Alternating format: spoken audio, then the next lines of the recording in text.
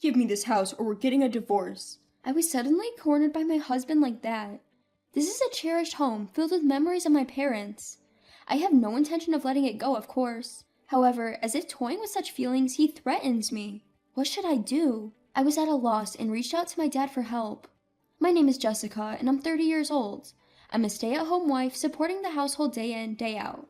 My husband Bob and I have been married for almost 2 years now. He has been working tirelessly to support me since I quit my job to get married. But after the death of my father-in-law, my mother-in-law decided to move into our apartment, and our ordinary daily life collapsed in an instant. Surprisingly, I was informed about my mother-in-law's move the day before she was to live with us. Oh, by the way, Mom's coming over tomorrow. My husband came home and just blurted out like it was nothing. Coming over to visit? Not just for a visit, she's moving into this house, so please clean up. Moving in? Mother-in-law living in this house? Dad's gone, so it's only natural, right? Otherwise, Mom will be alone back home. Looking back, I felt something was a bit off about my husband's way of thinking at the time. Usually, a husband would discuss such a thing with his wife first, but in my case, it was decided before I even knew it. As my husband said, my mother-in-law arrived with a huge amount of baggage the following afternoon. "Hello, mother-in-law, it's been a while, please come in." I greeted her, but for some reason, she looked displeased. "Wait, Jessica, aren't you supposed to pick me up from the station?"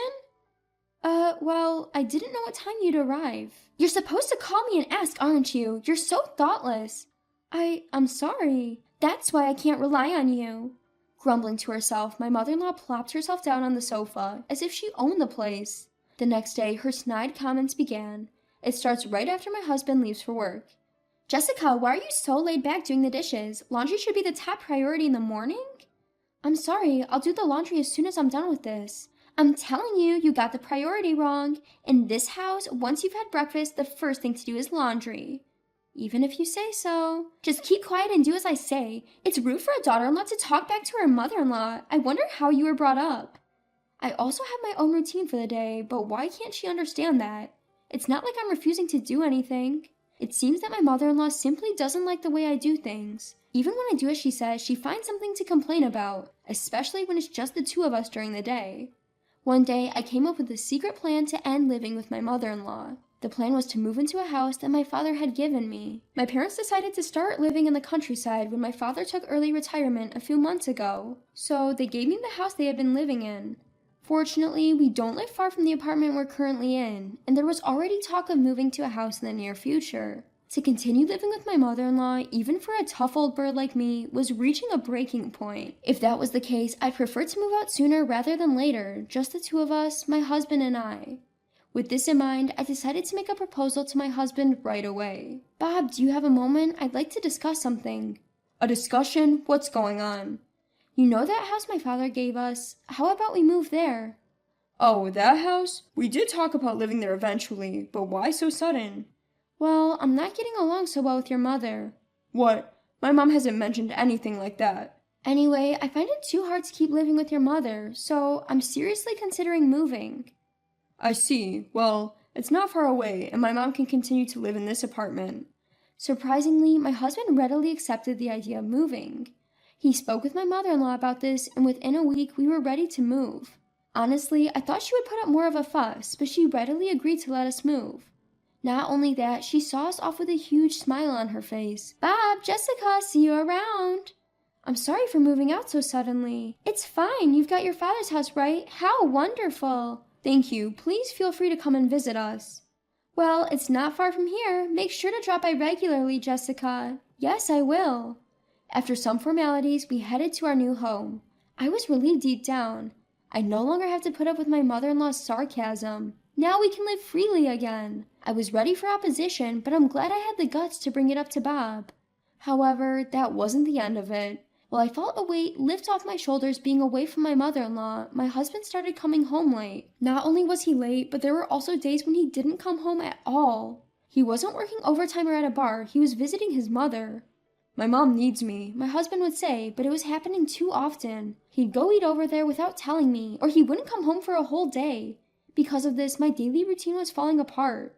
Something had to give. One day, I confronted my husband. "Bob, don't you think you're not coming home too often?" "Really? But I'm just staying at my mom's place." "That's not the point. At least let me know. I end up wasting food." You can eat it the next day, Jessica. You're a stay-at-home wife, always at home. What? You think because I'm a stay-at-home wife, you don't need to contact me? Well, it's the truth, isn't it? Being a stay-at-home wife means you're just lounging around at home, right? What? Besides, I'm more worried about leaving my mom alone. Ada will be back soon, and I need to talk to my mom about that. Ada is coming back? Ada is my husband's younger sister who is currently living abroad due to her work. I was surprised to hear about Ada's return, but what did he have to discuss with his mom? Ada's coming home, huh? But do we really need to discuss this with mother-in-law? Curious, I asked my husband. Of course we do. Ada will be moving in with us. What? Really? Apparently, Ada lives in a decently large house overseas, and she's whining about wanting a similar one here. That's why I think she will end up living in this house. What? This sudden turn of events left me utterly blank. My sister-in-law moving into this house? We just got away from mother-in-law and now this? Hold on a second, Bob. This is the house that Dad left me. Why would Ada... Well, remember our old apartment where we originally lived? Mother-in-law lives there now, and it's too small anyway. The only option for a larger house is this one. Don't decide all that by yourself. I never planned to live with Ada. Oh, we're not going to live together. We're giving the house to Ada.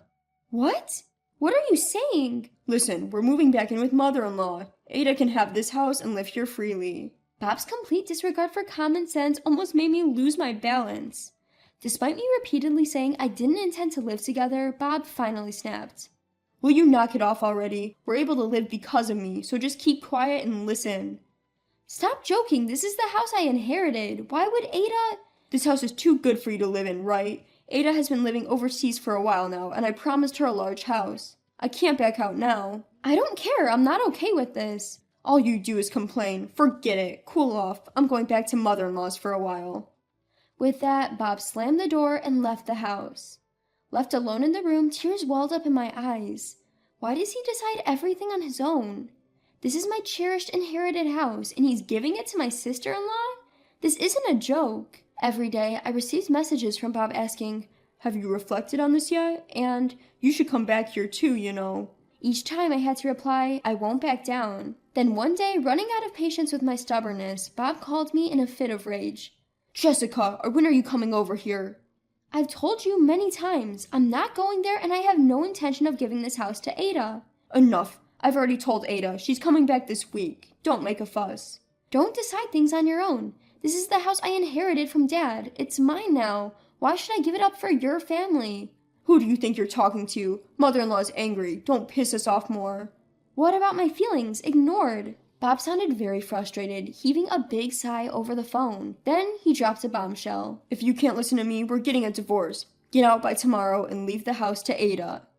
That's when it happened. My love for him chilled instantly. The way he threatened me with divorce was downright disgusting, unforgivable. Ignoring my feelings and threatening me with divorce? Should I let him get away with this? Ignoring my seething rage, my husband arrogantly continued.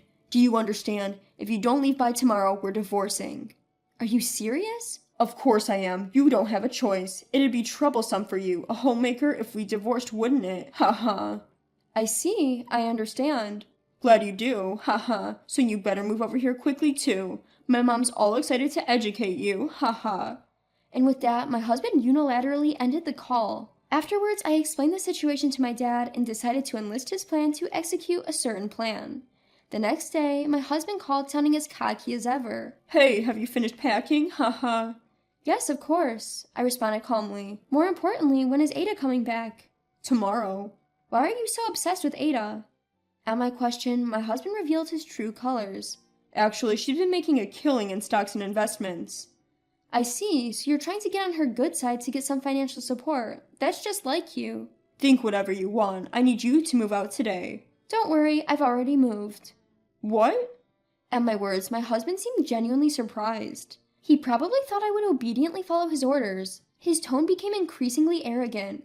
Oh, I see. You didn't want to divorce after all. Ha ha. That makes sense. Without any income, you wouldn't be able to live if you divorced. Ha ha.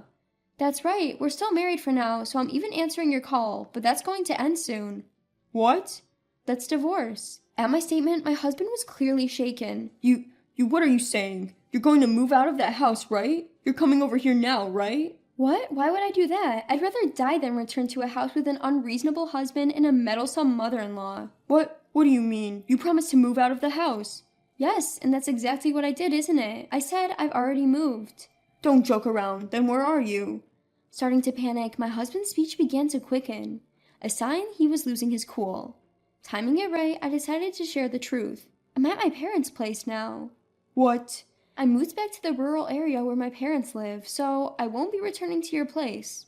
Oh, I see. Relief seeped into my husband's voice. Well, that doesn't matter, as long as I can hand the house over to Ada. $500,000. What? The house that I got from my father, I put it up for sale. So if you really want to give it to Ada, you'll have to buy it for $500,000. What? You're kidding. Do I sound like I'm joking? The house is still in my father's name, so I asked him to put it up for sale. In fact, what I had asked my father to do was help with the sale of the house. My father has always said to me, you can live in it or sell it, whatever you fancy. Just let me know when the time comes. The evaluation came back to $500,000, and seizing the opportunity, I promptly put it on the market. He must have never imagined such a situation would arise. My husband stuttered his words, trying to unleash his verbal fury. You gotta be kidding me. Doing things your own way. I won't allow this. I don't need your permission. We're getting divorced soon anyway. What did you just say? Do you understand your own position? You're the one who's going to be in trouble after the divorce without any income. Struggling alone is way better than staying with you. Listen, Ada will be back home soon. I told you I was depending on her money. So what? Like I said, if you want to provide a place for Ada so much, why don't you just buy the house for $500,000? If you can, of course, haha. What? I can't do such a thing. Ada's making money from investments, right? She can buy it for $500,000. No matter how rich Ada is, she can't go that far. My husband only had excuses, showing no signs of apology, let alone humbling himself. Seeing that any further conversation would be a waste of time, I decided to give him a piece of my mind. I don't have the time to deal with you, foolish mother and son. Did you think threatening me with a divorce would make me obediently hand over the house? If you thought I'd do whatever you say because I'm a housewife, you're greatly mistaken. Hey, calm down. I am calm. The one who should be panicking now is you, isn't it? I'm not going to just go along with what you guys say. I absolutely refuse to continue being family with you guys any longer. Stay out of my life forever. Go to hell with your beloved mother, you jerk. I shout out loud enough for the neighbors to hear and hung up the phone. Of course, I immediately blocked his number, cutting off all means of communication with my husband. I then visited a lawyer I knew and requested a divorce mediation with my husband. It took some time, but I was able to divorce him due to his faults. He still seems to be living in the condo with his mother-in-law. About the return of my sister-in-law, they couldn't prepare a big house in the end, and she angrily flew back overseas yelling, "This is not what we agreed on!" The ex-husband's plan to ask for financial assistance from his sister-in-law, who had been making money from investments, ended up failing miserably. Nowadays, it seems they're just scraping by with the alimony to me and the living expenses for his mother-in-law. As long as he continues to live with his demanding mother-in-law, it seems unlikely his life will improve. On the other hand, I've been living peacefully in the countryside with my parents since moving. Just recently, thanks to a recommendation from a neighbor, I was able to get a job as an office worker at a small orchard. I now earn a decent income. For a while, I plan to live here. I'm going to stay as close as possible to my parents in order to repay their kindness.